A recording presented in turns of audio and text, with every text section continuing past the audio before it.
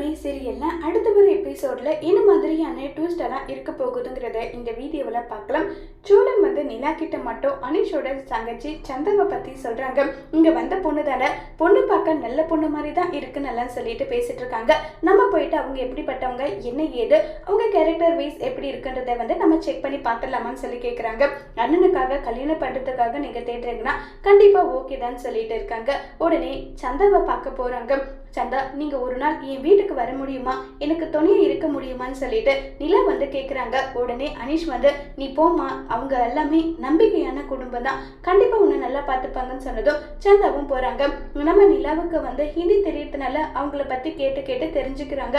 சந்தாவும் பாத்தீங்கன்னா நம்ம சேரன் எப்படியும் அது மாதிரிதான் கூட்டு குடும்பத்துல வாழணும் ஆசை கனவுன்னு சொல்லிட்டு சந்தா பேசுறது எல்லாமே நிலக்கு தெரிஞ்சு ரொம்ப சந்தோஷப்படுறாங்க.